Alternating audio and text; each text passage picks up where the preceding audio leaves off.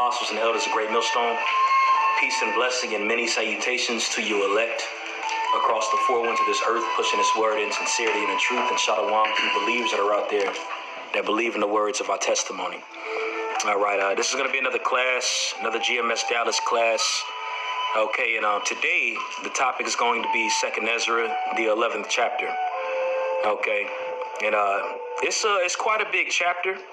Okay, but it's key prophecies that are written of, namely in the book of Daniel. When you read about that fourth beast, okay, matter of fact, we can hold Daniel 7 and 7, going into that fourth beast. And when you read 2nd Ezra, the 11th chapter, it quantifies that fourth beast. Daniel had received visions of the first beast all the way to the fourth, but it wasn't all the way expounded to Daniel when that vision was given unto him. Okay, but it was expounded unto Ezra for prophecy's sake. Okay. And when you look at America, when you read about 2nd Ezra 11, it's talking about ancient Rome, and namely the 12 Caesars, the main Caesars that ruled in ancient Rome. When you read about it in 2nd Ezra 11, all right, and America tries to reenact it, or they do, but when you read it in 2nd Ezra 11, that has nothing to do with America. That's talking about the 12 Caesars that ruled in ancient Rome. Okay. And we're going to go into that, and we can start off on that Daniel 7, whoever has it. James 7:7. After this I saw in the night vision, and behold, a fourth beast, dreadful and terrible. The reason why it says dreadful and terrible, because when those Romans came into power, man, they did works far beyond those other nations that preceded them. Okay? And they also put a lot of hell on the children of Israel. Like, under that rule, that's when the Israelites had to scatter into Africa, and those were the Israelites that weren't captured and taken and thrown into the Colosseums and slaughtered and such. Okay, so those Romans did a lot of works, not even just to Israel, but on the planet Earth, the known world around that time. Okay, I believe iron weaponry, all right, was more so introduced through those Romans. All right, go ahead. Dreadful and terrible and strong exceedingly, and it had a great iron teeth. It devoured and brake in pieces and stamped the residue with the foot of it. Great iron teeth. You see, so when they started using that weaponry, all right, there was a lot of people that had difficulties fighting against it. And even we're going to go into it in 2nd Ezra 11, but it talks about how they had all the nations in subject and under check under them. Okay, when they came in power, them nations, the ones that tried to rise up, they failed miserably. Okay, because the Most High had used them as a major pivotal piece in prophecy. Well, they were blessed with the sword, too. That's right. That's right. That's it. That's it. If I want to add, iron is stronger than brass. Right. Brass or bronze. Right. Absolutely. Physically. So on a spiritual note, the empire that came latter with the empire that's in power at that particular time was dealing with more technology, and was given the technology from Yahweh Yahushua. That's right. That's right, brother. The sword. They was given a great sword. Okay. I want to make a quick point just to lead into this idea. Whenever we look into Romans, the 11th chapter, at the top is going into the beginnings of what's known as Pax Romana. For those people, 2nd Ezra, the 11th chapter, Salah, the water. 2nd Ezra, the 11th chapter is going into the beginning of Pax Romana and the list of the Caesars. Now, for y'all listening to the class, go look up Pax Romana, PAXRMOANA, and it'll give you a brief history. This was when Yahushua came on the scene as far as his preaching, and this is when Rome was like the obvious empire of the day. And I was going to read a little bit about Pax Romana, and that'll kind of lead you into 2nd Ezra. Right. So this is Pax Romana on Wikipedia. It says Pax Romana, Latin for Roman peace, is a roughly 200-year-long period in Roman history, which is identified with increased and sustained inner hegemonial peace and stability. though not meaning without wars, expansion, and revolts. It says, it is traditionally dated as commencing from the ascension of Caesar Augustus, founder of the Roman Principate, in 27 BC, and concluding in 180 AD with the death of Marcus Aurelius. And we always talk about the downfall at 183, with Septimius Severus, everything like that.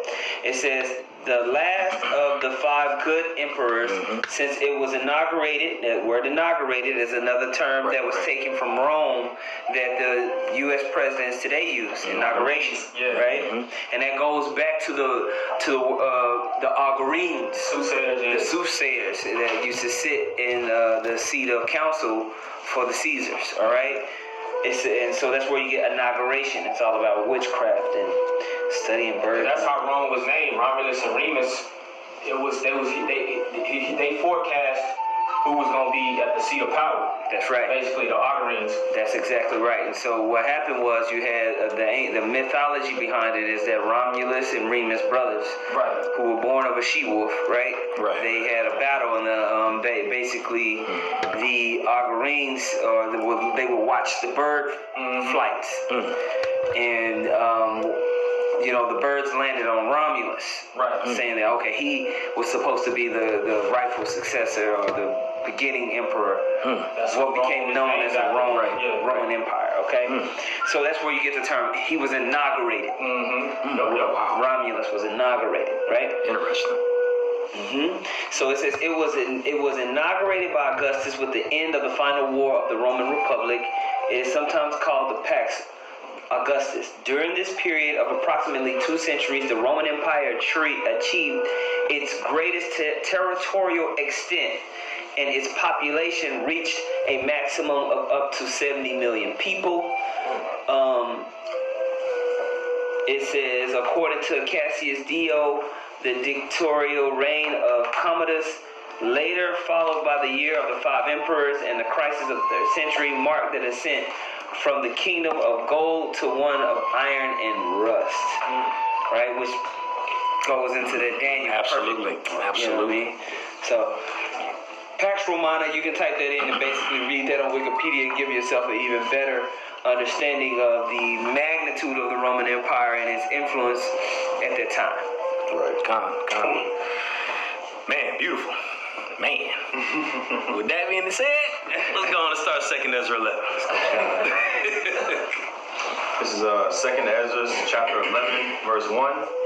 It says, Then saw I a dream, and behold, there came up from the sea an eagle, which had 12 feathered wings and 3 heads. And when you go into that, all right, that's going into that eagle ultimately represents Rome.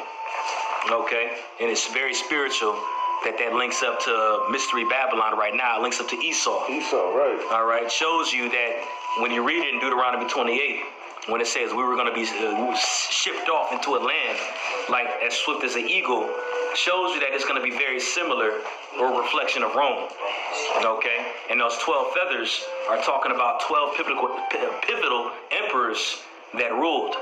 Okay? And when you go into those 12 feathers, the first one starts with Julius Caesar, which a lot of historians aren't really gonna relate him as being a Caesar. All right, more so an emperor, just because his last name was actually Caesar. When you go into that title of Caesar, it goes into his actual last name. That's where the title czars get. When you get the Russian czars, those rulers, and you also have Kaiser, like Kaiser Wilhelm. All right, those Germanic rulers went by that title of Kaiser. It goes back to Caesar. So when you go into these 12 feathers, you got the first one being Julius Caesar. The second one, which a lot of scholars are going to acknowledge to being the first technical Caesar, really it was the second. All right, but it goes into Augustus Caesar. All right, and Augustus Caesar ruled between years 27 BC to 14 AD. All right, and he was actually in the power seat when Yahushua was born. When you read it in Luke, the 1st chapter, it goes into how Caesar Augusta, he was the king around that time, loosely paraphrasing. And we'll pull it up here in a little bit. The third was Tiberius, who ruled 14 AD to 37 AD. The fourth, Caligula. Tiberius is when you read about him during the time of Acts. Okay. That's right. That's right. Yeah. Caligula was 37 AD to 41 AD. Claudius Caesar was 41 AD to 51 AD. Then you have Nero, which is a very popular name, all right, that we bring up very often. All right, you know, he's the one that he looks like Donald Trump a whole lot. All right, acted like him too. 54 AD. You said what, Michael? I say his Claudius was during the time of Acts too. Yeah. Because during the time of Acts there was a famine going on. And that's what they had to. That's why with the whole idea with Safari and Ananias was a big deal because there was a famine going on at the time. Yeah, but I remember Mike Alla did a lesson on that. It was a good lesson too. Highlighting like the tension that was going on at that time. Why it was so important for everybody to, you know, bring what they had. And like when you look at the dearth, because I think that's what it talked about. That's exactly what it says. It says that there's a dearth. And so when you break it down and looked at what was happening geoeconomically, it was just like, oh man, the Most High was dealing, you know. Straight The up. whole ass niggas allowed. You know? Yeah, straight up. That's why Paul was getting the Corinthians as well around that time because they were being selfish. Beautiful. And you had Nero, all right, and he was in charge when you hear of the whole burning of Rome, all right, it was really orchestrated by Nero. He was the mastermind behind Rome being burnt and blaming it on us, okay? Then you have what was called the Year of the Four Emperors, and Brother Ariala, I believe you just read about that, just a little, the Year of the Four, you said the Five Good Emperors, okay? Then you have also what's called the Year of the Four Emperors. It was four emperors that ruled in literally 1 year, which shows you the Most High was hauling them, bro. You know what I'm saying? They was killing each other. Yup, they was being demons. You know, matter of fact, real quick, Revelation, the 6th chapter. That was Ortho, Governor. It was Galba. Yeah, Galba was Vitellius. So what's the order of it? It was Galba that was first, and then it was Ortho afterward, and then it was Vitellius, and then that's when Vespasian came in power afterwards. Flavian Dynasty began, Absolutely, and Vespasian was also a key general that was under Nero when that whole burning of Jerusalem had taken place as well. Okay, and Vespasian was also reincarnation of Julius Caesar, and it goes in. Apostle Har mentioned that when you listen to the breakdown that he did going into that. Okay, and it's going to play a huge role into what we're going to continue to read about those three heads in 2nd Ezra, the 11th chapter. Anybody got that Revelation 6? That's cool.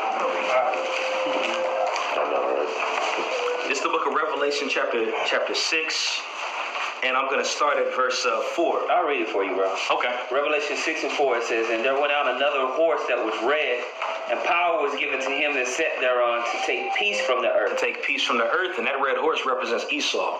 All right, and Rome was a pivotal piece to take peace from the earth.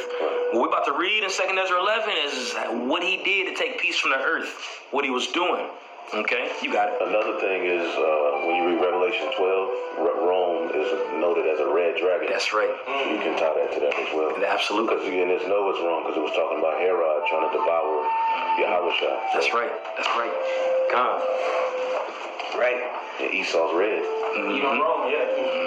Hey, man, as you speak it, that ties in the Romans with the Idumeans. That's it.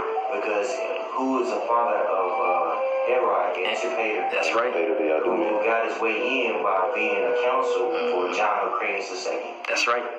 So that let you know that Esau Edom wasn't done away with. Absolutely. They here? You know? Absolutely. Go ahead. All right, it says, "And there went out another horse that was red, and power was given to him that sat thereon to take peace from the earth, and that they should kill one another, and that there was given unto him a great sword." A great sword. All right, to kill one another. And that's Esau's M.O. There's another All one right. to Esau's that sword. Yeah. Hey, he wanted to kill Jacob. You know? So if he wanted to kill Jacob, why not his seed want to kill each other? And that's the spirit that they were in. When you go into those emperors, even how Julius Caesar died. He died by Cassius and Brutus, was two of the closest people to him. You know?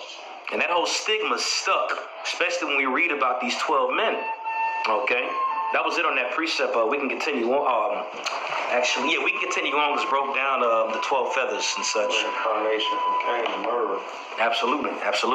Now, when you broke, you said Julius, Augustus, Tiberius, Caligula, Claudius, Nero, Galba, Ortho, Vitellius, Vespasian, And Titus and Domitian. The water. Yep. Titus and Domitian.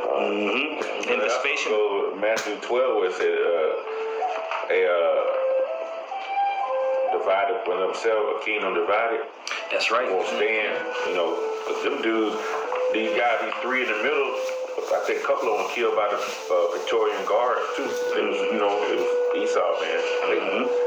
Yeah, Galba only ruled for 7 months. 7 months, right? 6, 7 months. And then Otho ruled for 3. Yeah. They getting killed quick, Yeah, it was One quick kid time. suicide. The year of 4 kings. That's right, a year of 4 kings. Imagine America.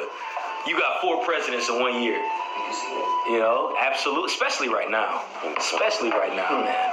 This is The Roman Rome. Empire was collapsing too. That's right. That's the whole point. Like we mentioned the dearth or the famine. Compared to when Augustus, he ruled for over 44 years. Yep. The longest, He were the longest. That's right. She went downhill. God, absolutely. God, so we can continue in 2nd Ezra, the 11th chapter. God. 2nd Ezra 11 and 2, it says, And I saw, and behold, she spread her wings over all the earth, and all the winds of the air blew on her, and were gathered together. And those winds pretty much just represent the nations that were under their influence around that time. Rome ruled the whole known world around this time. Obviously, this part of the earth wasn't really, it was known about, but it wasn't nobody inhabiting it for real, except for the northern kingdom. But when you go into this, namely, it's talking about that whole realm of Asia Minor, parts of Africa and such, when it's going into that. And those nations were under that influence, the winds. Yeah.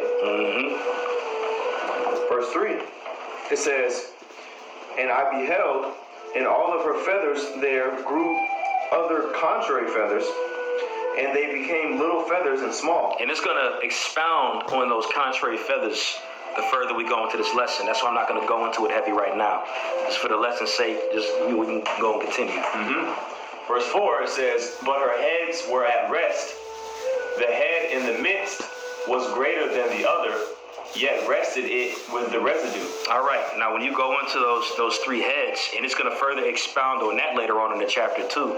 So you add 12 feathers, 2 wings, 12 feathers, 3 heads.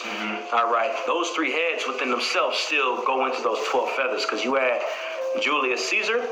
All right. He represents that head in the middle. All right. And then you add Pompey and Crassus. And that's what's also called the first triumvirate. Okay. Now, when you go into the first triumvirate, I'm going to just read the definition. It says it was an informed alliance among 3 prominent politicians in the late Roman Republic. The Constitution of the Roman Republic was a complex set of checks and balances designed to prevent a man from rising above the rest and creating a monarchy. And when you go into a monarchy, what that is, pretty much a monarchy is going into, let's say, for example, you have a king. The next person that's going to king is going to be the son of that king, the firstborn, and so forth. It goes into lineage, all right, because there was different kings in past that would use a monarchy for the next person to be in power. Well, the word monarchy means rule by one. Archy meaning rule, and mono meaning one. Rule by one. And so the purpose of the triumvirate at that time, it was not it wasn't written down. It was an understanding that they said that they was going to have. And what you had was Julius Caesar was the leader of the armies. He was a military commander, while the other guys were more political and economic leaders within Rome. And Julius went out and fought with his armies. He's very known as a people person. He was very charismatic. He rode with his soldiers. He slept with his soldiers. He wasn't uppity. He was very down to earth, and the soldiers loved him. And he took him into the expansion that you're reading about. When they first started to expand the Roman Empire, they took down the Gauls, which are known as in the area of France and Portugal and Spain and all those areas. And they kind of expanded and brought riches back to Rome. And with that, what Julius Caesar did was he made promises to the soldiers that they would have land, money. When you get back, when we come back, you're going to be eating. And he delivered. And so when he came back to Rome as a god and crashes, Pompey, the other guys was like, yo, we said, yo, this dude he trying to become the emperor. He's trying to create a monarchy. We gotta get this dude up out of here. So that's where you start to hear that's where you get the famous story of Et tu, Brute. And You too, Brutus? Because he was the final guy to kind of stab him in his back to take him down. Yeah, so it was a conspiracy to take him out. Okay, but him being the head of Crassus and Pompey was the fame that he got from his military conquest. Wow. Okay, that's how Julius. Go read about Julius. He was actually, you read about him, he was a G. He wasn't no whole ass nigga. You know. God. And Shaquan, that's why I got the check and balances concept here in this. Yep, absolutely. Yes, sir. You know what I'm saying? The house and all that. Hey, I got a precept, That's exactly right. And my Maccabees? Yup. Yeah, That's the spirit, too. That's the spirit, too. This is First Maccabees 8 and 15. It says, moreover, how had they made for themselves a senate house, wherein 320 men sat in council daily, consulting always for the people, to the end they may be well ordered, and that they committed their government to one man every year to rule out a monarchy, pretty much, who ruled over all their country, and that all were obedient to that one, and that there was neither envy nor emulation amongst them. And that's the spirit too when you go into this, because America had adopted a lot of those customs anyway from those Romans, like we had mentioned earlier. And that shows you that your vote don't matter. Okay? That shows you your vote doesn't matter. It goes all the way back to them back then. They chose who was going to be elected as their ruler, and it still applies to the day. All right? What it is with that vote, just to make you feel good, make you feel like you did something. Sense of freedom. Absolutely. And the Greeks were the beginning of this beast system. That's right. Yep. And what precept was that? This was First Maccabees 8, and I started at 15. Pretty much that was the whole concept of voting leaders into power versus a monarchy, where a king, he just sets his son to be heir over the kingdom, you know? That's right. That concept started with the Romans. That's right. The monarchy? The monarchy started with the Romans? No, the voting leader into power. Oh, okay. Versus the monarchy, where like a king, he would just, you already knew that if he had a son, that's who was going to be next to rule. That's it. But the Romans created the concept like checks and balances to where the people, so-called people, vote the leader into power. And that's also for a certain term too. That's where they get the term from. And that's also another reason why they rose more quickly and had more structure than the other nations. Because there was times in history, we read about in the scriptures, where there was a prince that came up and being the heir, and he was a hoe ass nigga. Right. You know what I'm saying? But Rome changed it, and they voted people in, even though they were hoe ass niggas. A lot of them was whack too. Right. But they voted him in for a reason, because of his influence, what he had done. And that's another reason why they were so strong. All right, a lot of people, they couldn't just get overthrown like other nations, you know? And that's just loosely paraphrasing it, you know? But we can continue. If anybody has any other points with that, let's continue on to 2nd Ezra 11. Continuing on 2nd Ezra 11. Oh, I just wanted to make this point for the people that's listening. Type in First Triumvirate. Yep. First Triumvirate. Type that in and just read the first parts, and it'll talk about everything that we just said. That's right. 2nd Ezra 11 and verse 4. It says, but her heads were at rest, and the head in the midst was greater than the other, yet rested it with the residue. Julius Caesar was great, and it was acknowledged. We just literally went into that too. You know? Go ahead. Verse 5, moreover, I beheld, and lo, the eagle flew with her feathers and reigned upon earth, and over them that dwelt therein. Those are the winds everywhere. You know, it had that influence over the whole known world around that time. Okay? And they also had vassals. That's right. There was a beast system back then too.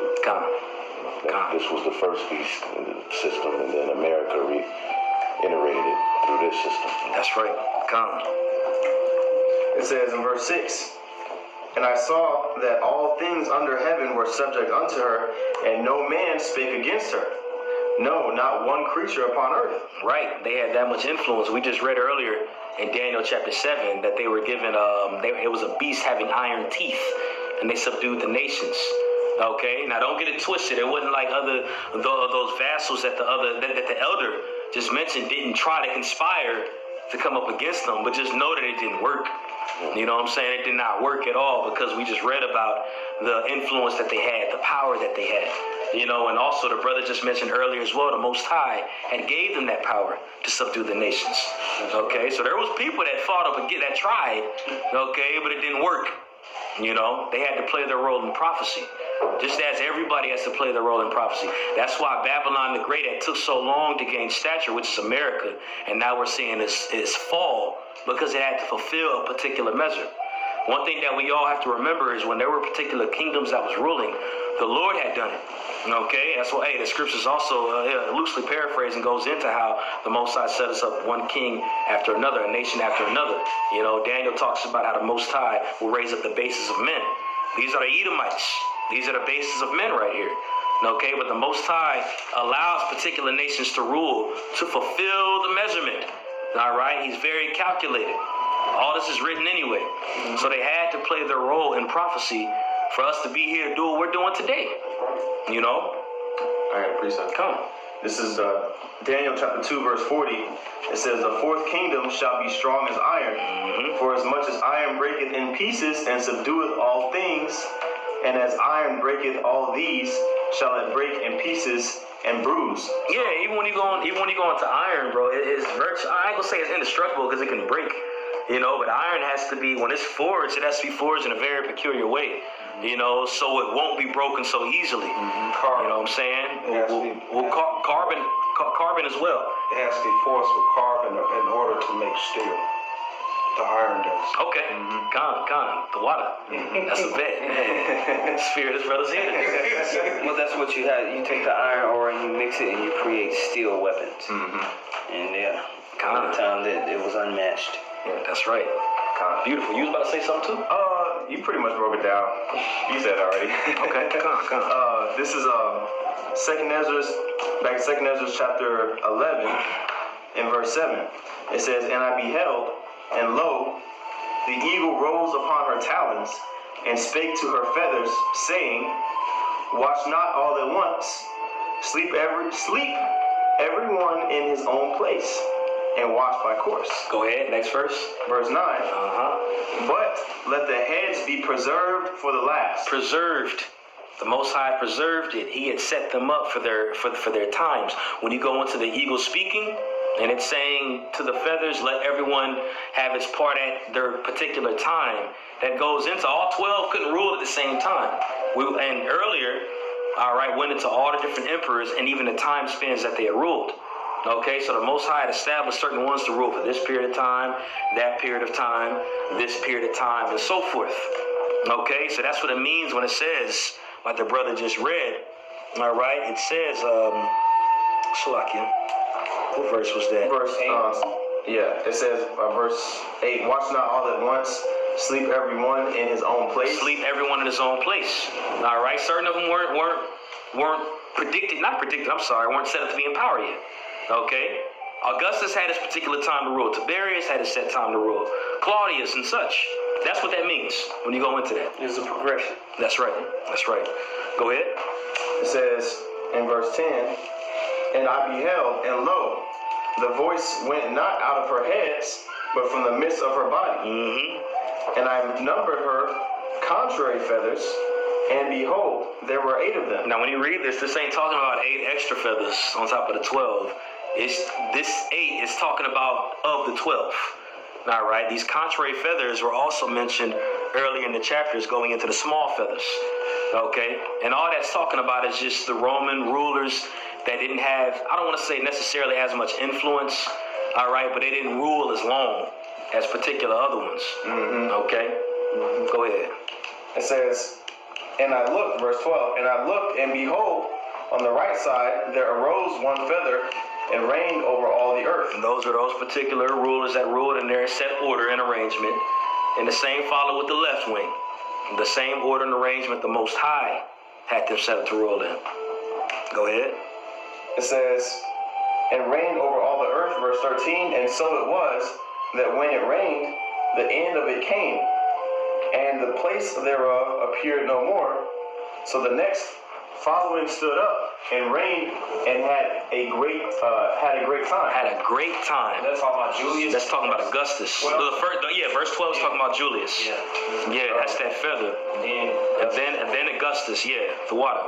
Augustus had that great time. Out of all those 12 feathers, Augustus ruled the longest. There wasn't no other rulers that ruled half the time. The brother mentioned it earlier. Augustus ruled 40 to 41 years. All right, that was unheard of back then. You know, and a matter of fact, it's in Luke, the 1st chapter. We can get that really quick just to show, because the scriptures, people like to talk about how the Bible is a mystery, a fairy tale, a fable. Right. And they'll say that, none of this stuff really existed. Right. If that's the case, why was Augustus mentioned in the book of Luke? All the world should be taxed. Yep, exactly. And we can get it. This is in on the coin, Matter of fact, this is in Luke 2, Salakia. This is Luke 2 and 1. It says, and it came to pass in those days that there went out a decree from Caesar Augustus that all the world should be taxed. And when you read it in the NLT version, it says, and at that time, Roman Emperor Augustus decreed that a census should be taken throughout the Roman Empire. And that's another example that shows you that America is Rome as well, because America does the same exact thing. They do a census, and they've been very heavy on that census recently, making sure that you who you are and where you need to be. Why do you think so? Okay. So that's another example that shows you this is Rome, but to show you that there is this Bible is the history book. All right, it's a book of many things, but one of its roles that it plays is a history book, and it goes throughout key pivotal points of history. Okay, so it's not a fable, it's not a mystery, no fairy tale, man. That's what they want you to believe. And that's why you're in the docile state that you're in right now, which is the spirit and Satan that's in you anyway. Okay, but the Bible is true. All right, and we're reading this in 2nd Ezra 11, by the way, man. A lot of people will say this isn't canon. They'll say it's not original. This goes in history, and when we read it, when we continue, not only does it go in history, but it wasn't by mistake where it said this second feather ruled longer than all the other ones. And Augustus just so happened to rule way longer than the other ones. Come on now, man. Right. This was written 400 years dang near before Julius Caesar was even born, before he was thought of. Okay? So this is very well indeed canon, man. All right? This book is faithful and true. That's right. That's okay? right. We're in the 4th time. That's right. Man. That's right. I just wanted to make a quick note. This is something that Apostle Gabar goes into as far as just how they used to take note of who was and who was there. That's right. And how to get the money. That's where you get the term calendar. The word calendar goes back to the word kalends back in ancient Rome, is when they would announce the first day of the month so you could pay your debt, your taxes. That's where you get calendar from. Because it's all centered around that. And that's why they call it a calendar. That's why you get paid on what? The 1st and 15th. You get that from kalends. Very interesting. Which is Roman. And when you look it up, it says the kalends, it says, is the first day of every month in the Roman calendar. The English word calendar is derived from this word. The Romans called this first day of each month the kalends, signifying the start of a new lunar phase. On this day, the pontiffs would announce the number of days until the next month at the Curia Calibra. In addition, debtors had to pay off their debts on this day, and these debts were inscribed in the Calendria, effectively an accounting book. Wow. Damn. Man, this is Rome 7.0. Man. Come on. Image of the beast spoke. That's right. He gave life to the beast. He gave life to the beast. This is it. Man, wow. Matter of fact, we need to continue that Daniel 7, right? There's a little more to it because it goes into what we're going into. Halfway through the verse. Yeah. I think verse 8 talks like us about America. I think. Little horn. Matter of fact, this we can just get this real quick because the elders and the brothers just spoke what they just said. Daniel 7? Daniel 7. Yep, 7 and 7. Daniel 7 and 7. And after this I saw in the night visions, and behold, a 4th beast, dreadful and terrible, and strong exceedingly, and it had great iron teeth. It devoured and brake in pieces and stamped the residue with the feet of it. It was diverse from all the beasts that were before it, and it had 10 horns. And I So those considered vassals? those vassal states, and they were diverse because we broke that down. They had the Senate, how they voted. It says, I considered the horns, and behold, there came up among them another little horn. Another little horn. All right, so that fourth beast is not talking about America, but that little horn is that. It's mentioned there. It snuck in there real quick, that quick jazz. It shows you that that's America right there. Because they influence, that horn is nothing but part of that beast anyway. It came out of it. It came out of it. Right. You know, so Rome has that influence on America and why America does what they do today. All right, very similar. Rome reincarnated. And how you know that it's talking about America is because right after that, judgment comes. That's the right. Lord sets his judgment. That's right. And the end is going to come through Babylon, just being destroyed. It's just an extension of that fourth beast. That's right. You know, he brought it back to life. Started with the Renaissance period and ended all the way up to Babylon the Great. You know what I'm saying? And they fully revitalized themselves with that beast system, you know. Fatness of the earth. That's right. You get a point, Mike Allen? No, I was just standing up because I'm tired. Oh, come. That was the main point on that in Daniel. We can jump back to that in 2nd Ezra. Continuing on, 2nd Ezra chapter 11 and verse 14, it says, and it happened that when it rained, the end of it came also, like as the first, so that it appeared no more. So Augustus, just like Julius' rule happened, and it was no more, Augustus ruled for them 40 to 44 years. After he ruled, it was no more. Then Tiberius came. Okay, go ahead. Verse 15, then came there a voice unto it, and it said, Hear thou that hast borne rule over the earth so long. And this is still that second feather. Okay, this is still Augustus. Hear that bear rule over the earth so long. Imagine Donald Trump being president for 40 years. You know what I'm saying? Obama, like 120. Yeah, it's unheard of. You know, this is especially when it comes to this way of kings being brought into a system. All right, now monarchies were different, you know, because again, it went into the air after that person died or was about to die. The next one be raised up. But for this to happen in this type of way was something that was strange. It's strange, okay, but it was also fresh as well. All right, go ahead. Continuing on, it says, Hear thou that hast borne rule over the earth so long.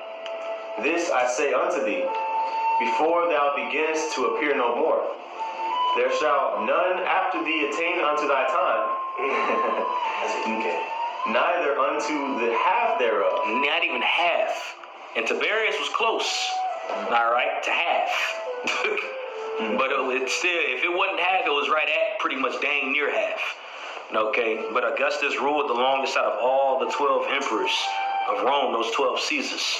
Okay, go ahead. Then arose the third, and reigned as the other before, and appeared no more also. Which that was Tiberius? That was Tiberius. Okay. And he ruled 23 years. Okay. Which pretty much shows you it was 44 to 45 years Augustus ruled anyway. All right, because that would be right at half or right under half. But it was 23 years that Tiberius ruled, and the other Roman emperors started ruling in smaller amount of times. Like Caligula only ruled for 5 years. Claudius ruled for 10. Nero ruled for 14. And then you got the 4 emperors, and then it just goes from there. You know what I'm saying? So the Most High had them fighting one another, like we just read. And, you know, it was a lot of grimy stuff that was going on with them. These are Edomites, and Edomites rule with the sword, and they're power hungry. They're known for stabbing their brother in the back. They're a divided house. That's right. A divided house. That's right, brother. The simple fact that we got to read about these 12 feathers, and 12 is a big number of them ruling in this time, shows how divided they are. You know, and the inner fighting that was going on. You know? And its completion. That's right. Okay. It says, verse 19, so went it with all the residue, one after another, as that everyone reigned, and then appeared no more. They had their time like we read, and then it was done. Okay. Then I beheld, and lo, in process of time, the feathers that followed stood up upon the right side, that they might rule also. Okay, so those feathers at the left side had their time, all right, which were the first 6. Then the feathers on the other side had their time, which were the second 6, which again goes to 12. Okay, go ahead. It says, and some of them ruled, but within a while they appeared no more. For some of them were set up, but ruled not. Go ahead. After this I looked, and behold, the 12 feathers appeared no more, nor the 2 little feathers. And then even those 2 little feathers are still within the 12. That's still part of that. Okay, again, when it goes in the contrary or little, it just means less significant as the other feathers. That's all it's talking about. It ain't like it was 2 extra feathers on top of the 12. And no, it's all embodied within the 12. Like I mentioned earlier, even these 3 heads are still part of those feathers when you go into the history of it. Okay. Verse 23, and there was no more upon the eagle's body, but 3 heads that rested, and 6 little wings. Okay, 3 heads that rested. All right, the 6 little wings are those contrary feathers on the other side. The 3 heads that rested, we mentioned earlier going into the first triumvirate, were Julius Caesar and the other 2 men, Crassus and Pompey. That's right. Now, right here, when you go into these 3 heads I was about to mention, all right, this is going into the start, all right, of Vespasian, and then his 2 sons that was ruling afterwards, which were Titus and Domitian. Flavian All right, dynasty. the Flavian dynasty.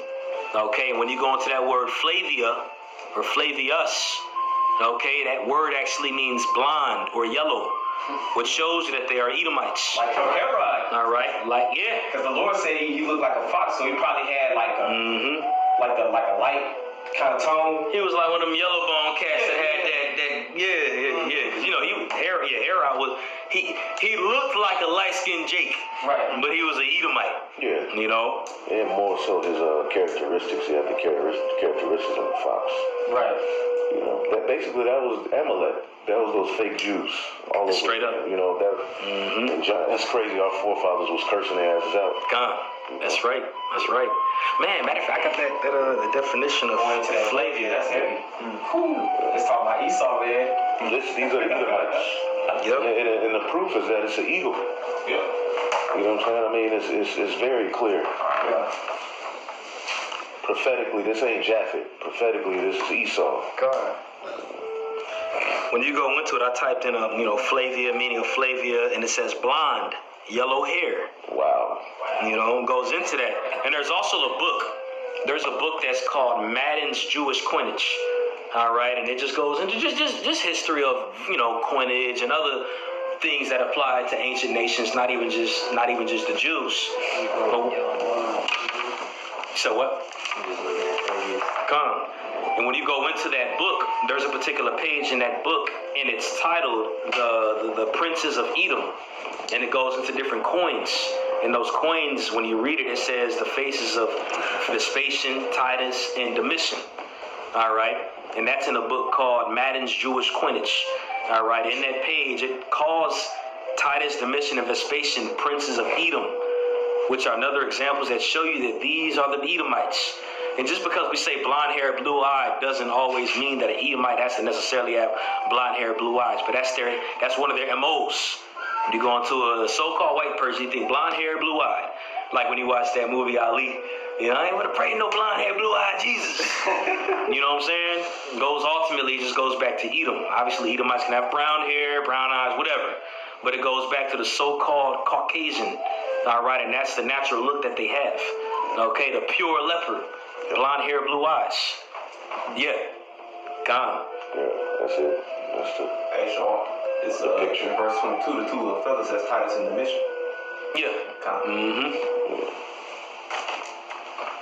Oh, I'm sorry. No. Those 2 other feathers, Salakia. Those 2 other feathers are Galba and Othel. Okay. Very small, because they had those small times. Okay. You know what I'm saying? But we can continue. We can continue where we left off. Continuing on, 2nd Esdras chapter 11 and verse 24, it says, Then saw I also that 2 little feathers divided themselves from the 6, and remained under the head that was upon the right side, for the four continued in their place. And I beheld, and lo, the feathers that were under the wing thought to set up themselves and to have the rule. And I beheld, and lo, there was one set up, but shortly it appeared no more. Shortly, Galba, Otho, Vitellius, Vespasian. Oh, you know, those first three. Very shortly. Again, I got it written down too. Galba was the one set up and only ruled 7 months. Otho was the second after Galba and only had rulership for 3 months. Yeah, All right. I got you. Come. This is Flavian Dynasty in Wikipedia. It says the Flavian Dynasty ruled the Roman Empire between AD 69 and 96, encompassing the reigns of Vespasian and his two sons Titus and Domitian. The Flavians rose to power during the Civil War of 69, known as the Year of the Four Emperors. After Galba and Otho died in quick succession, Vitellius became emperor in mid-69. His claim to the throne was quickly challenged by legions stationed in the eastern provinces, who declared their commander Vespasian emperor in his place. It says the second battle of Bedriacum tilted the balance decisively in favor of the Flavian forces, who entered Rome in December 20th. The following day, the Roman Senate officially declared Vespasian emperor of the Roman Empire, thus commencing the Flavian dynasty. Although the dynasty proved to be short-lived, several significant historic, economic, and military events took place during their reign, which is why prophecy is mentioning them. Continuing on in verse. I keep reading. Okay, come. Continue on. In verse 26, it says, and I beheld, and lo, there was one set up, but shortly it appeared no more. Verse 27, and the second was sooner away than the first. Also 3 months. Go ahead. And I beheld, and lo, the two that remained thought also in themselves to reign. Vitellius and Vespasian. Yep. That's right. You see how it's lining up perfectly with prophecy? Right. Yep. Like, come on, bro.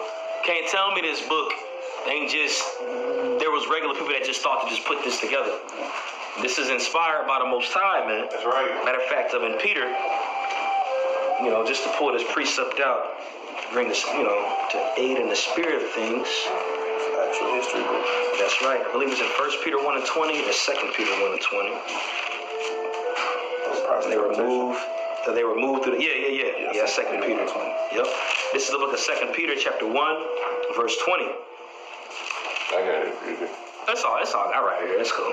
It says, knowing this first, that no prophecy of the scriptures is of any private interpretation. This is a prophecy we're reading about right now. It wasn't just a random person. William Shakespeare just wasn't in the cut putting this together, man. Okay. Hey, yeah, come on, bro. Yeah, right. Verse 21, for the prophecy came not in old time by the will of man. This is an ancient prophecy that we're reading about 400 years before it actually happened, by the way. It says, for the prophecy came not in old time by the will of man, but holy men of the Most High spake as they were moved by the Holy Spirit. Okay, so when you read this is actually a conversation, Uriel was dealing with. The Most High was dealing with Ezra so much that not only did he send an angel down, he sent his archangel down to sup with him, which is Uriel, one of his holy angels. All right, and the Most High was feeding this information and using Uriel to feed this information to him. When you go into that word Uriel, Yawar Allah, that means light of the Most High. Okay, so the Most High was dealing with him, bro, just like the Lord's dealing with all of us. And we have very grave information that's been distilled within us to be able to receive these things, especially here within this day that we're in right now. Okay, a lot of people would desire to read this. You read this to a regular person, they ain't going to even want to know what it's talking about. They're not going to care, So we have to have a different spirit on us to not only want to learn this, but to understand this, So don't take this lightly. It's a very important thing that we're part of. We are men that are being moved by the Most High to be able to interpret these words and pour it out and distribute it. Okay? We've been given heavy lots. Be grateful for it. Put precept back up. Psalm 68 and 11. The Lord gave the word. Great was the company of those that published it. And when you go into that word publish, it means to declare, like the gospel, to utter. Okay? And that lie has been given unto us. Make public. Absolutely, to make public. And that's what we're doing on the highways and hedges, the lessons that we do. That's what the Spirit has been placed on us to do. That's our job. Okay? Just as you got your job to go to work or whatever your job is, this is our job that the God of heaven and earth, by the way, the omnipotent, had given unto us. Which shows us we ain't insignificant. We are very significant. God of heaven and earth, that created everything, gave you this top shelf knowledge and he gave it, to be responsible with. All right, and we could possibly be those future rulers, man. So we've been given something grave, man. We was going into it last week in your class, bro. That engrafted word. This is part of it, man. Okay, go ahead. Continuing on in verse 28, I'll read it again. And I beheld, and lo, the two that remained thought also in themselves to reign. And when they so thought, behold, there awaked one of the heads that were at rest. Because you had the two heads, those two feathers, which Vespasian was one of them. All right, but this is when he's rising up into power. And this is the start of that Flavian dynasty where those three heads had awakened. All right, to a degree, it was like the first triumvirate, except for the only difference was Titus and Domitian were his sons. But they were still all in that agreement with another, just like when you read about, the other ones we talked about. Part of the same clique. Absolutely. Okay, so verse 29, you said it's going into the Flavian dynasty? Yeah, when you go into those three heads as being reawakened, that's going into the Flavian, that's going into the start of the Flavian dynasty. They led the siege of Jerusalem too. They led the siege, and it's going to go into absolutely, that beautiful, because it's going to go into that here in a second. All right. Hell was being put on Jacob. Man, absolutely. The three heads that's in what is that? 23rd verse. It's synonymous with the second triumph. No. The second triumvirate was with Octavian, which is really with Augustus. All right, and Brutus and his name's Lebanon, something like Lepus, I believe, something like that of that sort. Lepinus, that's his name. But that's the second triumvirate. This right here, these three heads, it isn't the second, but it's just like to a degree a reenactment of the first. You know what I'm saying? But no, it's not the second triumvirate. Didn't you say I'm talking about the 29th verse. That's the Flavian dynasty. That's the Flavian dynasty. When you read it earlier in the chapter, going into those three heads, all right, that was the first triumvirate. And this is like, Vespasian came later on as a reincarnation of Julius Caesar. Right, okay. You know what I'm saying? Where you go into these three heads that had awakened right now. Yeah, I got the old notes for Willis. It's all good. The second triumvirate was literally right after the first. It was literally right when Augustus was in power. Okay, so verse 30, it says, and then I saw that the other two heads were joined with it. Titus and Domitian. Okay, go ahead. It says, and behold, the head was turned with them that were with it, and it did eat up the two feathers under the wing that would have reigned. There you go, Vespasian. All right, eating up the other ones. Bro, there was a lot of backstabbing that was going on between those Romans, those Edomites. That's why it was the year of the four emperors. They got in there and got out quick. Obviously other than Vespasian because he was the fourth, but also too the head.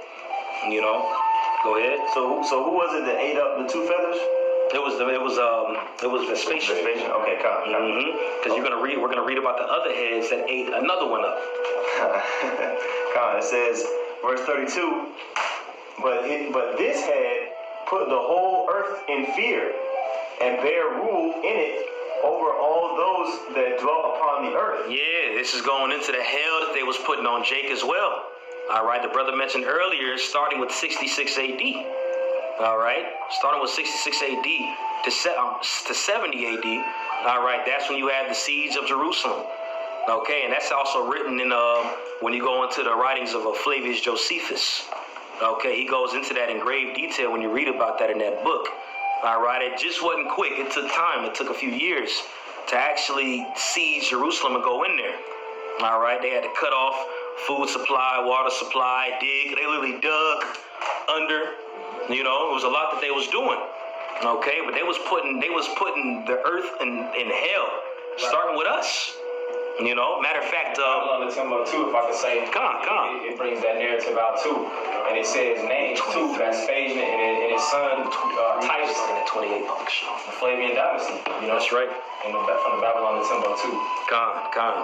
And just a few precepts. We're gonna bring this out in Luke 23, and then if somebody can hold Revelation 12, starting at 13, Baba Kashaw. Luke chapter 23, starting at verse 28. Luke chapter 23. Verse 28. Because Yahushua told Jake this. Okay? Yahushua told Jake that this was going to happen. And this is the time period where this event had transpired. This was well after Yahushua's crucifixion. You got it. The faults and the curses too. That's right. Luke 23 and 28. But Yahushua turning unto them said, Daughters of Jerusalem, weep not for me, but weep for yourselves. They was weeping for Yahushua when he was getting beat. He was carrying that stake with Simon. Up there, that's when they started weeping for him. And he's saying, don't weep for me, weep for yourself. Go ahead. And for your children. For behold, the days are coming in the which they shall say, Blessed are the barren, and the wombs that never bear. So that shows you how severe this time period was during the Flavian dynasty. All right, because Jake was being starved out, eating children, doing all and above. Their belts and shit. That's right. That's coming now. That's right. In the mountains. It's coming. That's right, my collar. It's coming all over again. Right. Now, Yahushua was talking about a lot of these prophecies there's duality involved in them. All right, you just got to be spiritual to be able to see it. That's why Ecclesiastes said there's no new thing under the sun. Okay, just as Jake caught hell around the time of Nebuchadnezzar, Jake caught hell around the time of Antiochus Epiphanes. When you read about that in Maccabees, Jake caught hell around the time of the Flavian dynasty. Jake is about to catch hell in the latter days during Jacob's trouble. And it's time that we in right now, man. And their true intent is to get to that temple. That's right. And it took them a long ass time because Jerusalem is a defensed, it's fortified. It's city. Right. It sits on a hill. It's like so. It took them a while. This time the defense city is going to be defended. You know what I'm saying? Because ultimately they knew if we got to take these people down, we got to get that temple. That's right.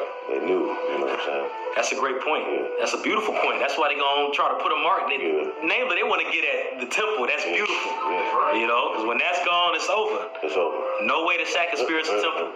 You always talk about that. Yeah.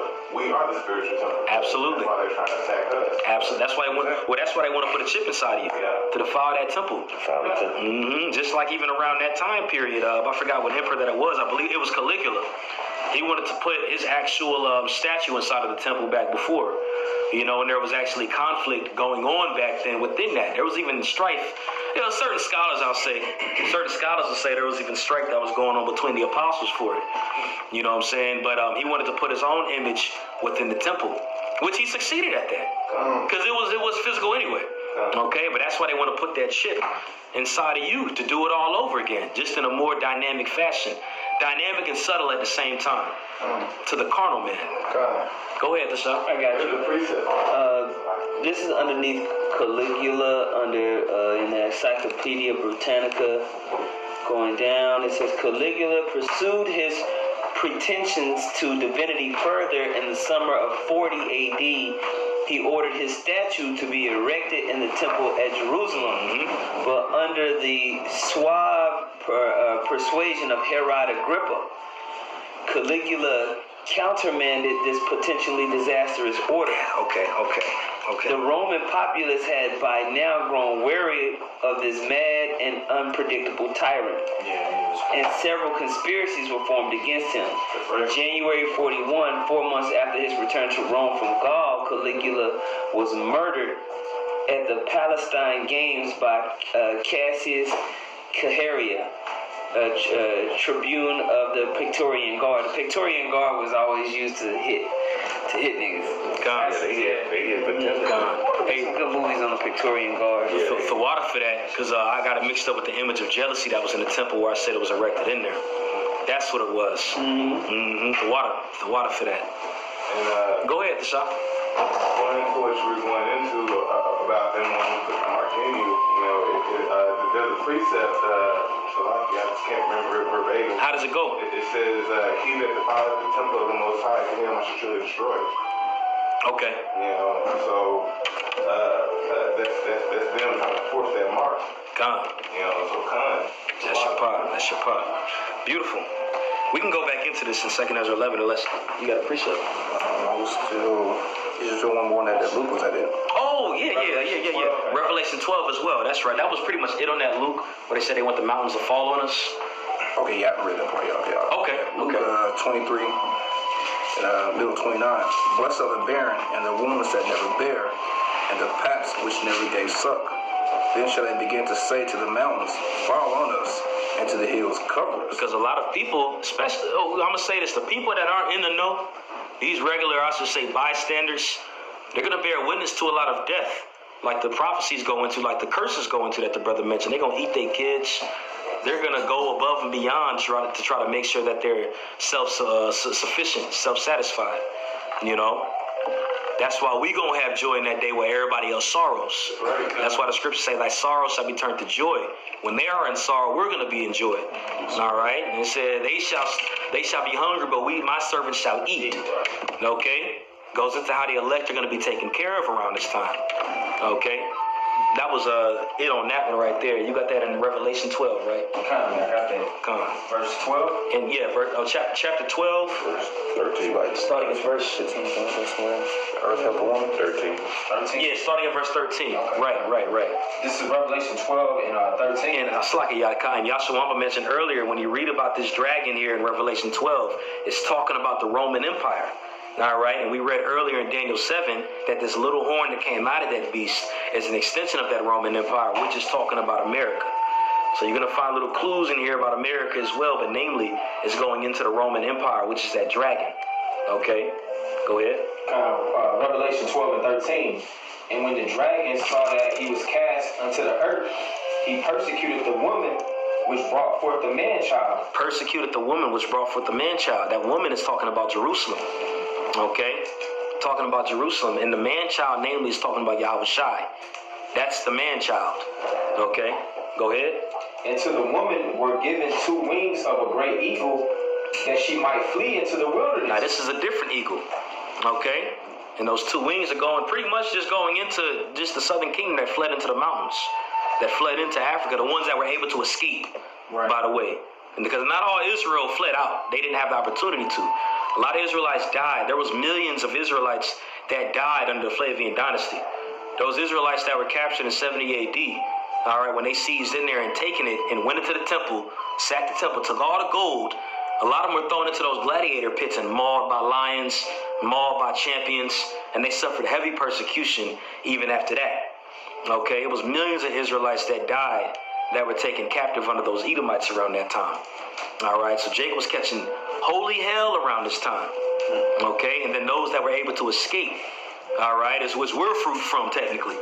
Okay, because they went into Africa, dwelt there, traveled all the way south, 1,000 years, and then later on, transatlantic slave trade, Go ahead, I noticed they were primarily in West Africa, right there, to perfect for them ships. Right.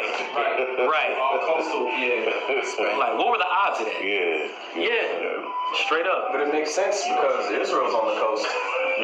By that water. Jake don't They love to be by the water. But it just shows how they were primarily in that area. Easy for them to round them up and take them right. I mean, port cities were always the most popular places to be because of trade and being able to move goods to and forth, So port cities all throughout the scriptures is the main cities as mentioned because it's this epicenter of movement, and finance, and thereby policy and everything. So you didn't want to be too far from the water because you literally isolating yourself from natural resources. Straight up. So when you read the scriptures, either you high up or you're by the water. Gone. You know, That's why Tyree was so popular. 100%. Yep. They would ship those trees from the water. Yeah. Easy access to get right over there to where we was at, over there by Mount Moriah. Man. Everything was shipped. Everything was moved. Needed to be by the water. Gone. I'll read 14 again. Yeah, okay, sure. Gone. This is Revelation 12 and 14. And to the woman were given 2 wings of a great eagle, that she might flee into the wilderness, into her place where she is nourished for a time, and times, and half a time from the face of the serpent. Yep, that's it. That goes into that period we were in Africa until we got taken again. You know, by those Edomites again. West Coast Africa, yep. And also, too, in the midst of that time we were in Africa, you know, that's where that falling away happened as well. A lot of us lost our heritage. You know, I mean, we were still practicing our customs and such, you know, but the further we got away from that land, the whacker we got, to the point we were taking captivity and completely lost our heritage pretty much, you know. So it's very, the Most High calculated all of that, man, you know. The water for that was pretty What much verse was that you just read? Verse 14. Revelation 12 and 14. Okay. I got a precept. This is alluding to what you said, Shar, about Israel in a time of the siege, which is going to be re-administered into today's time. And so this is a precept. This is 24, Matthew chapter 24, verse. I'll start at 15. And this is red letters. This is Yahushua speaking. When ye therefore shall see the abomination of desolation spoken of by Daniel the prophet, stand in the holy place. Whoso readeth, let him understand.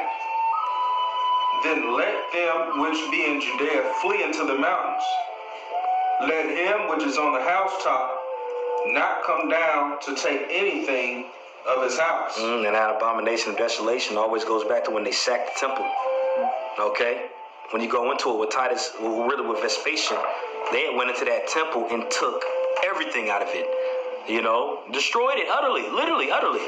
You know, that's why Yahushua said, not one stone shall be left unturned. Okay? When you go into it right now, there's a wall that they pray to. It's called the Wailing Wall, you know, for Shekinah. You know, it's really those so-called Jews are humping it. As it goes into a fertility deity, Shekinah. Even these churches will sing about Shekinah glory, Shekinah glory. That goes into a completely other idol. And that's Fort Antonia that they're praying to. Okay, that's not that. All right, but when you go into it, they went in there. All right, and later on, they'd actually built the Roman Colosseum. The Roman Colosseum, for those that might not know, was literally erected off of the money that they are the riches that they had taken from our temple, which shows you how much was in the temple. You know, they built that whole Colosseum, and also they had built what was called the Ark of Titus. All right, and the Ark of Titus was really orchestrated to be built by Domitian. Okay, but when you go into the images that's placed on an Ark of Titus, you got those Roman soldiers that are walking out carrying the golden candlestick. All right, that's when you can see that when you look at an image of it. And that goes to them destroying the temple and taking all the riches out. Just like what Nebuchadnezzar did. They have a replica of that in Atlanta. They sure do. Man, they sure do. Yep. Downtown. That's right. They gloated about our downfall. You got that now. One of the 7 wonders of the world is a Roman Colosseum, bro. 7 wonders of the world. Because they're like, this is one of the great achievements of mankind. Man, to take down Israel and to build off of their riches. Man. Yeah, man, that's heavy. We can jump back into that in that 2nd Ezra 11. I think we left off in like verse 33, 34. Yeah, I'll read 32. This is 2nd Ezra 11 and 32. It says, but this head put the whole earth in fear, and bear rule in it over all those that dwell upon the earth with much oppression. And it had the governance of the world more than all the wings that had been. And after this I beheld, and lo, My bad, more than the wings that had been. Flavian dynasty was doing a thing in wickedness. You got it. That's what did they have like more territory at that time too? More territory as well. Yeah. More people under them and more death. It was doing a lot, bro. It says in verse 33, and after this I beheld, and lo, the head that was in the midst suddenly appeared no more, like as the wings. At his time, he was gone. But there remained two heads, which also in the sort ruled upon the earth, and over those that dwelt therein. So that first head was Vespasian, and Vespasian died. All right, you can actually look this up for yourself. Vespasian, you know, you watched the movie Life, where they was getting ready to get let loose, and he went to the bathroom and he ain't come back. He literally died on the shitter. That's how Vespasian died, dookie on himself. You know, he died of immense diarrhea. One of his latter words when he died on the deathbed was like, I believe I'm becoming a god. You know, so excuse my French, but he died. He lasted until his shitty end. His death was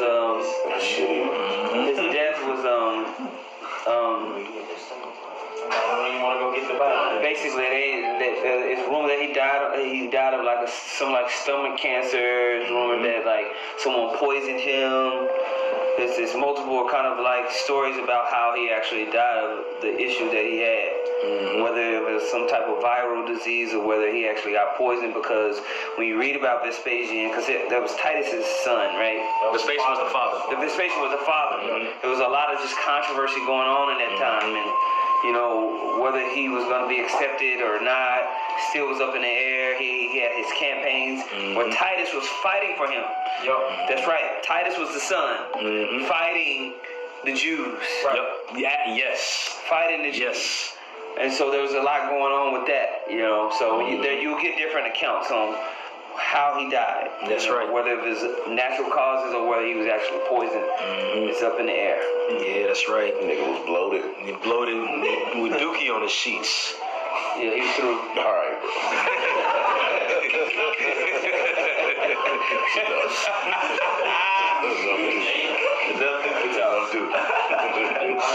Oh, man. Nigga was taking probiotics. Yeah, he was hurt. He was hurt, bro. You think I'm becoming a god? Verse 34.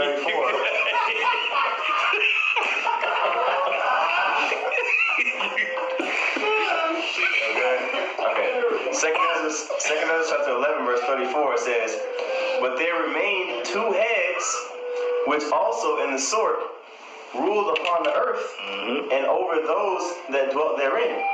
And I beheld, and lo, the head upon the right side devoured it that was upon the left side. That's right. Them two heads were, again, Titus and Domitian.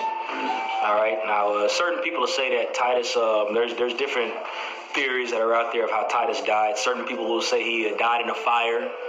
Certain scholars believe that he was murdered. Certain people even believe that he was poisoned by his brother. That's what I believe happened, because the scriptures say that it was about. It makes sense. It makes more sense. Yes. Poison him or something. But all of these guys was just fighting, bro. Like the whole time it was just infighting. Yep. They were paying people off, trying to get positions the whole time. That's why they make so many movies about this era, because there's so much drama. Yeah, straight up. It's like constant drama, bro. Yeah, straight up. Okay. It says in verse 35, Let me see if I can pull up Titus. and I beheld, and lo, the head upon the right side devoured it that was on the left side. Verse 36. I got a quick precept.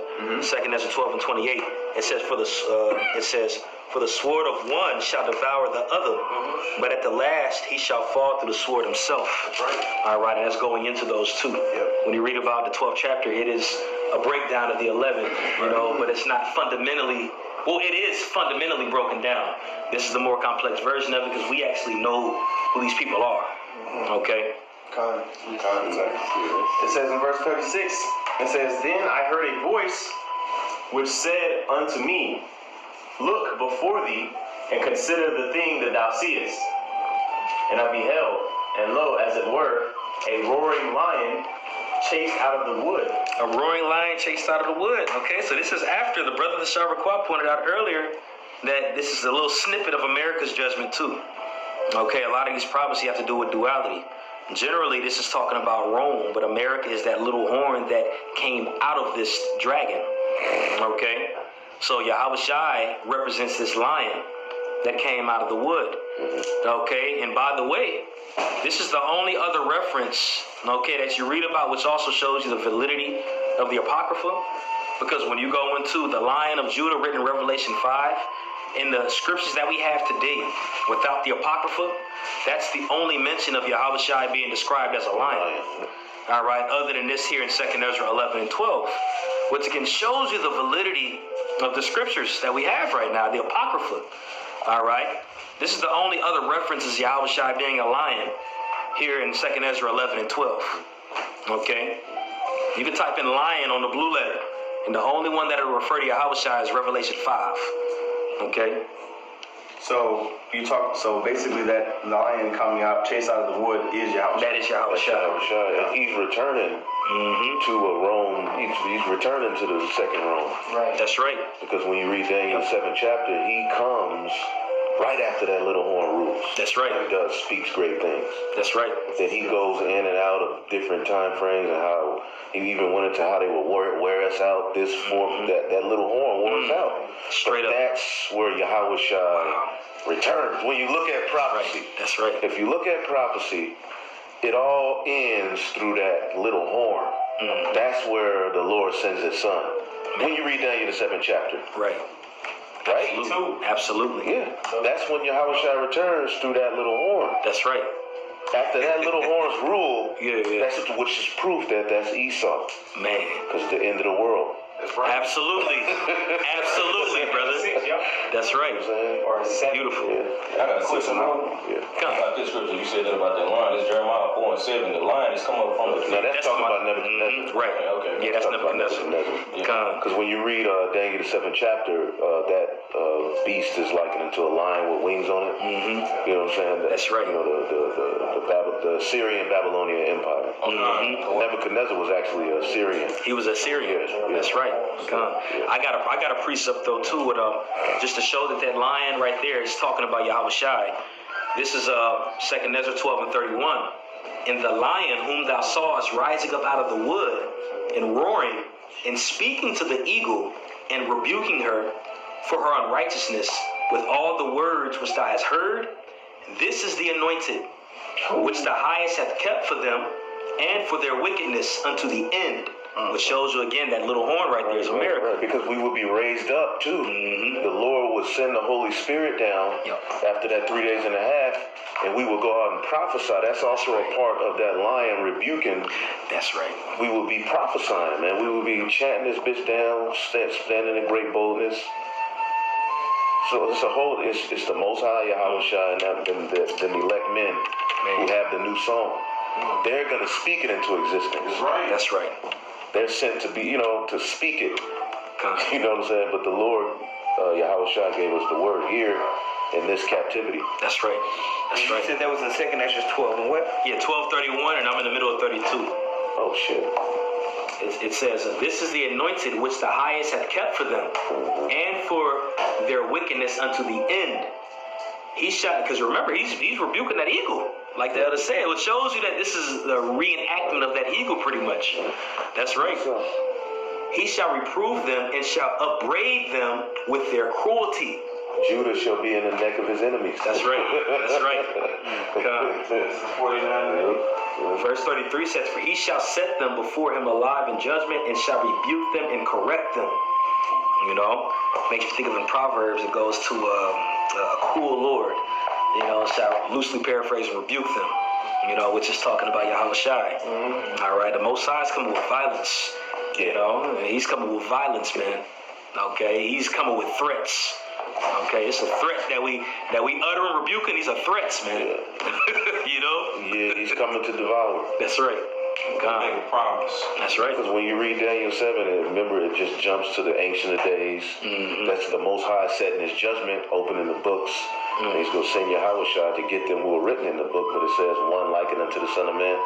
Notice after that fourth beast, that's when he comes. So this is that lion, but it starts here with us speaking it into existence. That's right. Beautiful, man. Whew. I got chills. Continue on, 2nd Ezra chapter 11, and I read verse 37 again. It says, and I beheld, and lo, as it were, a roaring lion chased out of the wood. And I saw that he sent out a man's voice unto the eagle, and said, Hear thou, I will talk with thee, and the highest shall say unto thee, Art thou not it that remainest of the fourth beast? The four beasts. Daniel 7 talks about the four beasts. So he's giving him the breakdown. He's expounding on him, this fourth beast. You know? Daniel ain't even get that. You know, he just was told a fourth beast. Right. You know?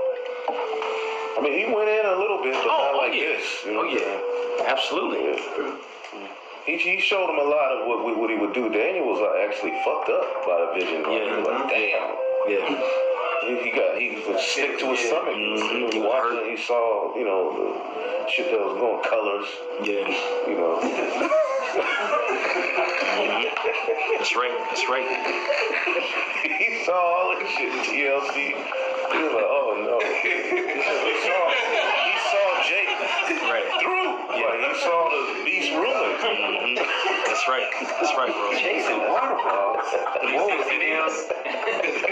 What is this? The perm. G-Rags. Yeah. He seen Jake in he seen Jake in a low state. He saw this beast rule. He saw him drunken with the blood of the saints. That's right. That's right. Nice bird. Oh, wow. Continuing on. In verse 39, art thou not it that remainest of the four beasts, whom I made to reign in my world? In my world. That the end of their times might come through them? That's it, man. That's how you know this is talking about Esau, bro. That's right. You gotta look at prophetically, bro. You gotta corner this nigga, bro. Obadiah, get Obadiah the last verse. I love making this point, bro. The last verse in Obadiah, bro. This is how you link Esau, the end of the world, to that fourth beast. Obadiah, verse 21. And saviors shall come up on Mount Zion to judge the Mount of Esau, and the kingdom shall be Yahweh Bashem Yahushua. Mm-hmm. That's it. That's it. Yo. So if you matching it up, this fourth beast gotta be Esau. Right. Because it's through his fall that the kingdom is gonna be the Lord. The Lord is gonna set up Yahushua's kingdom on earth. Man, you tell you Esau's the end of the world, and Jacob is the beginning of it. So this can't be Japheth. Doesn't make sense. It doesn't make sense. The sign show the Lord's on his way back soon, so it's got to be Esau. Keep going. Yeah, we keep going. I was looking for one as well, but it's all good. The point was made beautifully. 2 Esdras chapter 11, verse 40. And the fourth came and overcame all the beasts that were past, and had power over the world with great fearfulness, and over the whole compass of the earth, with which much wicked oppression. You see, it said the whole compass because that little horn had to rule, and that was Babylon. That's where Esau had the fullness. North, south, east, west. His policy dominated. You know, the sword. He was dominated with his sword through this America, the NATO, and the EU. They have control pretty much over North. They got control of this bitch. That's right. Yeah. Because Rome, they had control of that known world, but it wasn't the whole compass of the earth. Right. So it was fulfilled. Esau's blessing was fulfilled through this beast system, this little season, you know. It says, Verse 41. I'm going to finish verse 40. Yeah. It says, and so long time dwelt he upon the earth with deceit. Yeah, lying wonders. With all deceivableness, man. Second Esdras 2. Yeah. Second Thessalonians 2. That's him. It's some shit, and it's deep. It's deeper than we even know. There's a lot of shit we think real ain't real, bro. Yeah. A lot of the history we know, like there's a lot of shit that was just him creating shit and just being a demon, bro. Right. He's a real motherfucking wizard, bro. Yeah. The devil. He's a liar, bro. Come. It says, verse 41, for the earth hast thou not judged with truth. There we go. For thou hast afflicted the meek, thou hast hurt the peace of And he's getting this is that lion cursing out. This is what he's saying to him. You know, and basically this is what we're saying to him. Go ahead. It says, thou hast loved liars and destroyed the dwellings of them that brought forth fruit, and hast cast down the walls of such as did thee no harm. I got a quick precept real quick. This is 2 Thessalonians 2:8.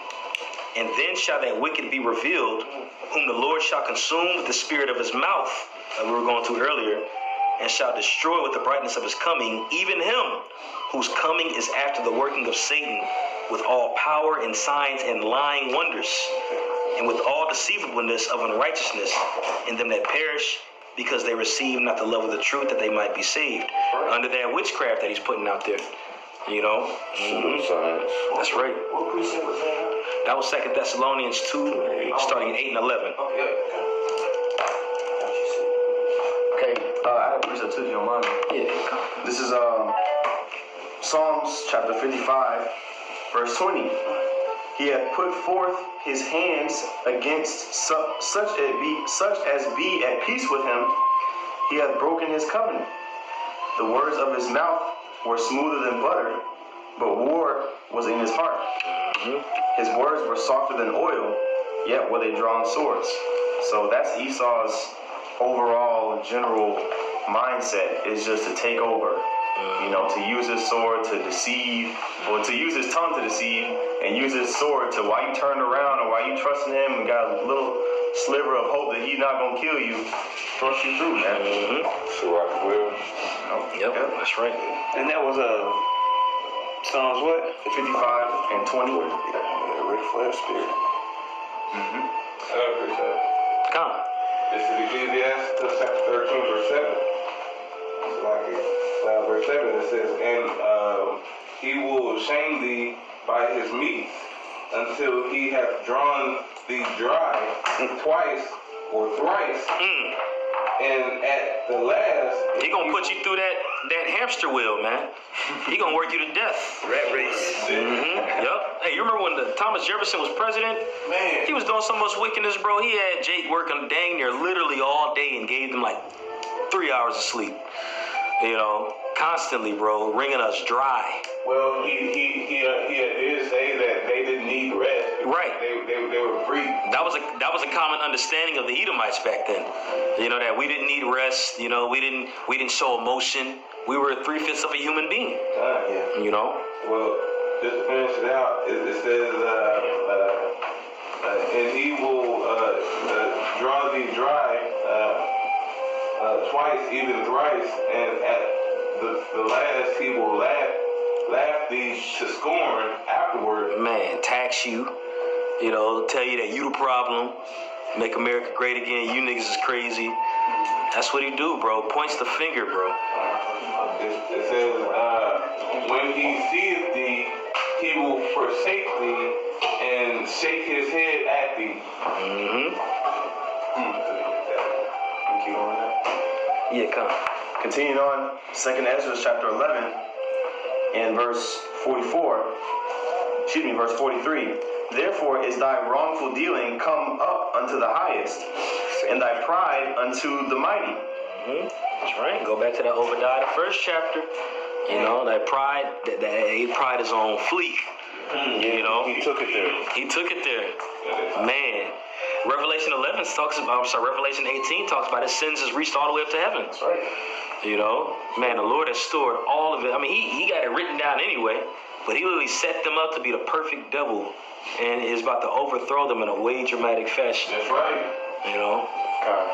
Verse 44, it says, the highest also hath looked upon the proud times, and behold, they are ended, and his abominations are fulfilled.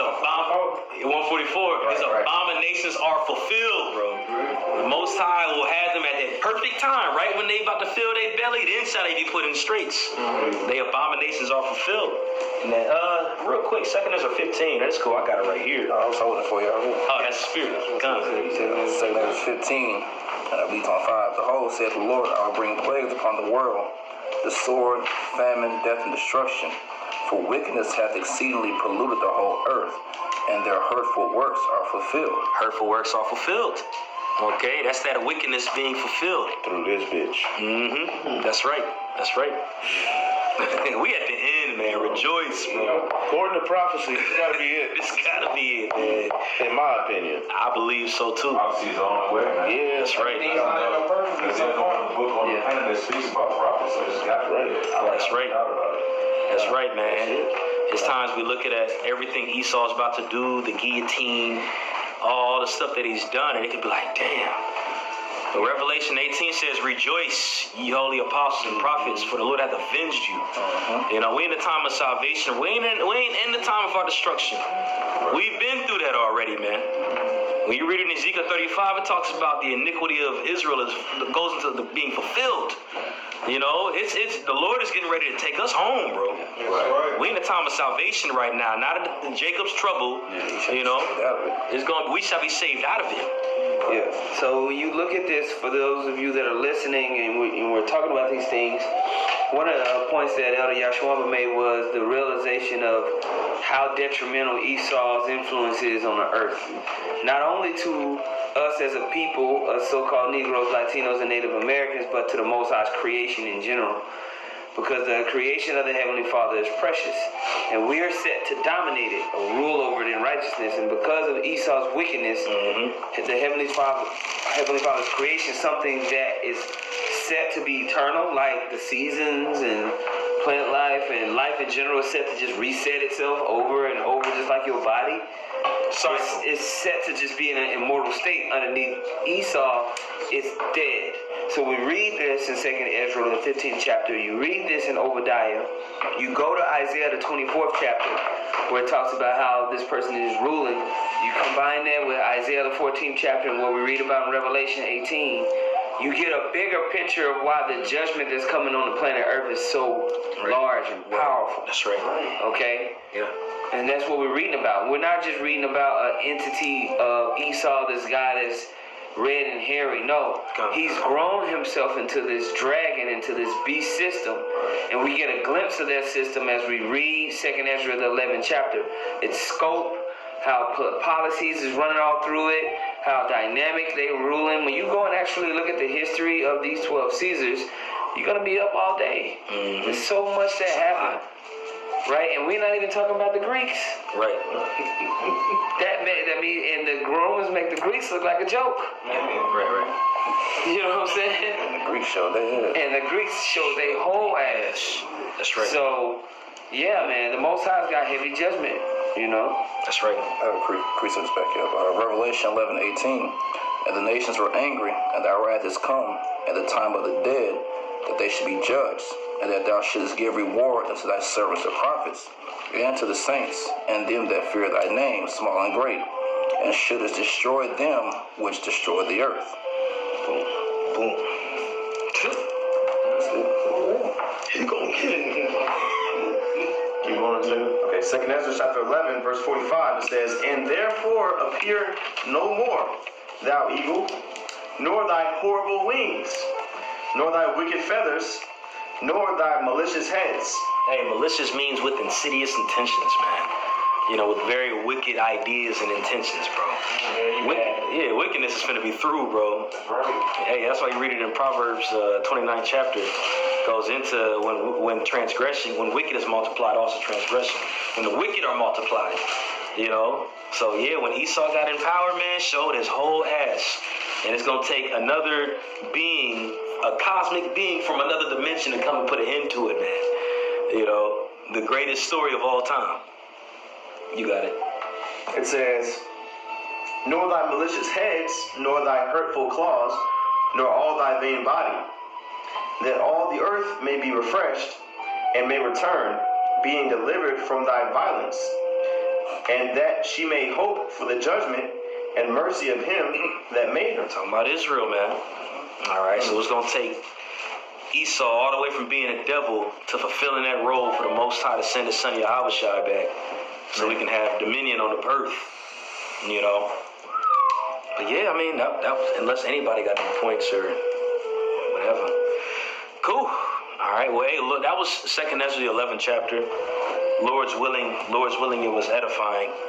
Okay. Oh, and by the way, even I'm sorry, the brother read it earlier. The other brother read it earlier, going into the 5 good emperors. After those four wicked rulers ruled after Domitian, you actually had emperors that ruled that were Israelites, starting with Nerva.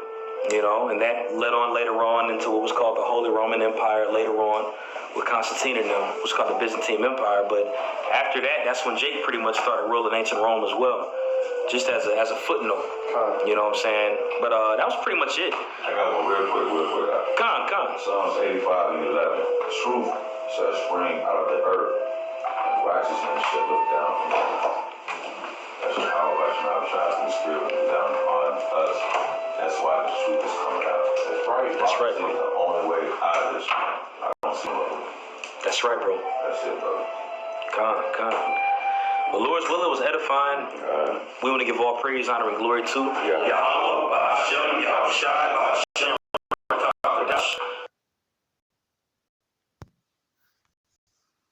double honors to the apostles and elders of Great Millstone. Peace and blessing and many salutations to you elect that are doing your lot, filling your lots all over the 4 corners of the earth. Shalom.